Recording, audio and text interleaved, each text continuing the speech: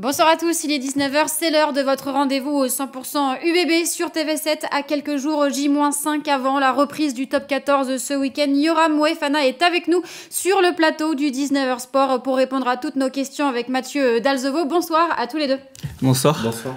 Yoram, avant le top 14, on va bien sûr parler de votre casquette internationale. L'année dernière, vous aviez connu votre tout premier tournoi destination.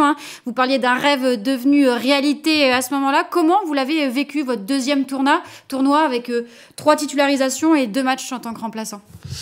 Très bien vécu. Après, c'est vrai que être titularisé 3 fois, c'est un honneur de pouvoir représenter son pays.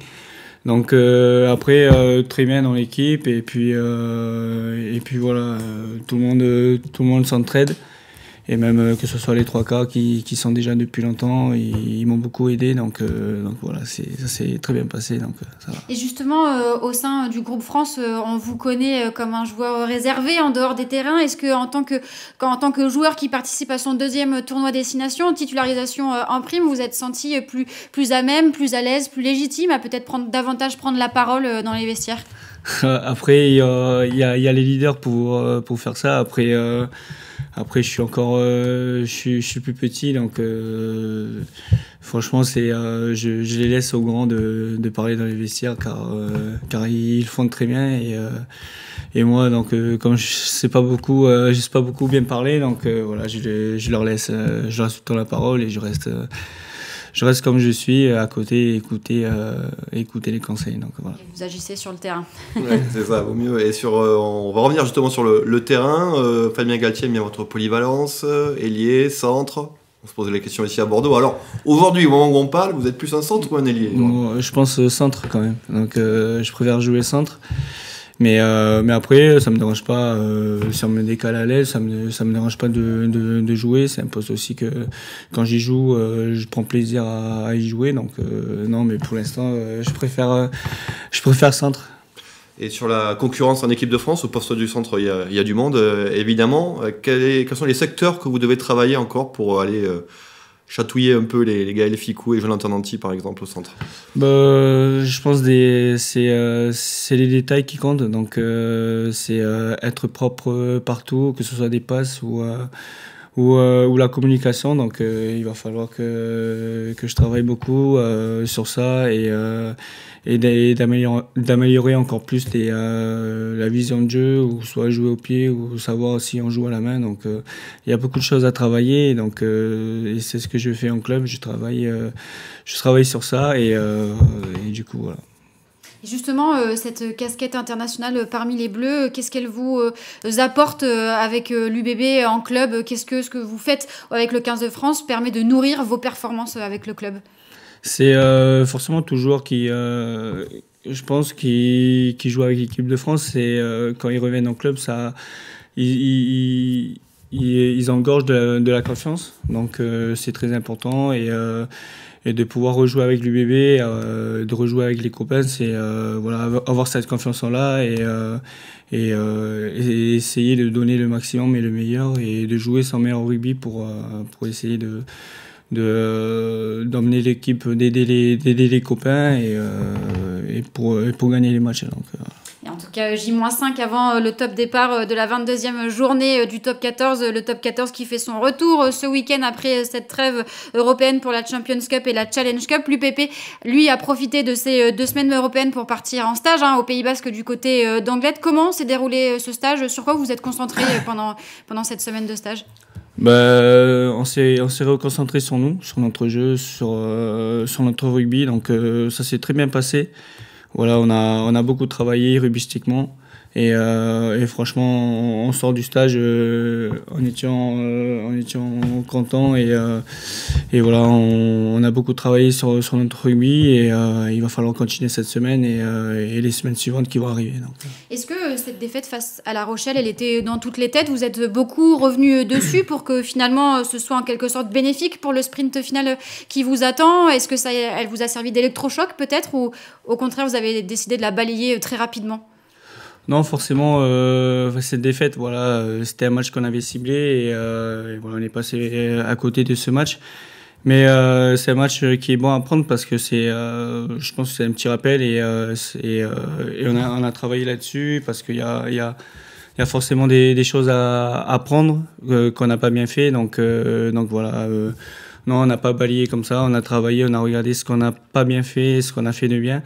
Et on a essayé et on essaie de corriger ça. Et voilà, avec le stage d'Anglette, on a bien travaillé et on va continuer cette semaine à bien travailler là-dessus et à préparer le match de ce week-end. On arrive sur les derniers matchs, la dernière ligne droite. Est-ce que l'expérience acquise l'année dernière et l'année précédente en phase finale, c'est de l'expérience en plus, ça peut servir dans ces matchs décisifs qui s'annoncent aujourd'hui ? Oui, ça peut toujours servir parce qu'on sait tous que le top 14 en ce moment-là, c'est très serré. Et donc, chaque point est important à prendre. Donc, voilà, il faut pas se rater. C'est le sprint final et voilà, c'est serré de partout. Donc, il faudra pas faire de faux pas. C'est serré partout, mais on voit Toulouse et La Rochelle qui se détachent un peu au classement. On les a vus jouer ce week-end en Coupe d'Europe. Est-ce qu'aujourd'hui, on est capable de rivaliser avec Toulouse et La Rochelle ? Aujourd'hui, je sais pas. Après, c'est de grosses équipes, donc voilà, on est dans une phase où on a perdu contre La Rochelle. Voilà, ils ont été forts mais bon, voilà, on va beaucoup travailler, là-dessus. Après, on sait tous que le top 14, voilà, ça joue, tous les matchs se jouent jusqu'à la dernière minute. Et c'est dur, et même jusqu'aux phases finales, ça va être dur jusqu'à la finale. Donc voilà. On l'a vu à l'écran, hein, le classement, vous êtes aujourd'hui 5e avec 53 points. Vous l'avez dit, c'est très serré. Il vous reste désormais en plus que 5 matchs avant ces phases finales. Hein. Une dernière ligne droite qui commence dès samedi avec ce déplacement au Racing. Concrètement, comment vous l'abordez ce match ? C'est déjà un match de phase finale quand on sait que voilà, le Racing est aujourd'hui aux portes du top 6. Hein. On peut en parler de match de phase finale. Voilà, aujourd'hui, on va prendre match par match. Voilà, on sait que tous les matchs vont compter. Et ce match samedi, on est déjà focus sur ce match parce que c'est vraiment un match important. Et le Racing est une grosse équipe, donc voilà, on se prépare pour être prêt à samedi pour pouvoir jouer ce match et pouvoir essayer de gratter des points et de prendre tous les points possibles là-bas. Vous allez retrouver Gaël Fickou, cette fois-ci en face de vous. Qu'est-ce qui représente ce joueur ? Il a des points faibles ou pas ? On va pas les dire là au cas où il regarderait. Mais... Non, je sais pas s'il y a des... Enfin, c'est un joueur, c'est très gentil et travailleur. Et voilà, je pense que tout le monde le connaît. C'est un très grand joueur de l'équipe de France. Ça fait longtemps qu'il est là et on sait tous qu'il est très fort, et que ce soit au pied, à la main, et je pense que c'est un joueur qui est complet de partout. Mais on peut voir de ce 6 nations où il a été très très fort. Donc voilà, franchement c'est un joueur exceptionnel.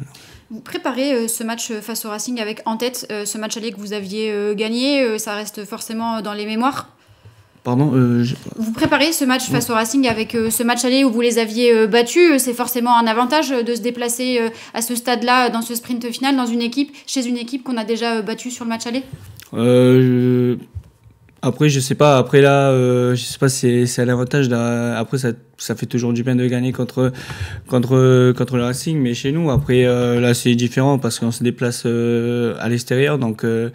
Voilà, je pense que le Racing aussi, il se prépare bien, donc ils n'oublient pas qu'ils sont venus perdre ici chez nous, donc je pense qu'ils vont vouloir jouer leur meilleur jeu pour pouvoir gagner chez eux quand même. Donc nous, on se prépare pour un gros combat samedi, donc voilà.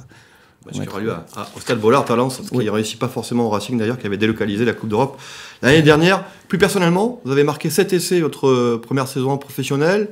De la suivante, un seul encore cette année, c'est quelque chose que vous regardez ou pas en tant que joueur des 3/4, les statistiques du nombre d'essais marqués Vous faites des passes décisives aussi, on sait que vous aimez bien ça, mais est-ce que ça compte pour vous, pas le nombre d'essais Non, pour moi personnellement, ça compte pas, mais après, forcément, de marquer un essai, ça fait toujours plaisir.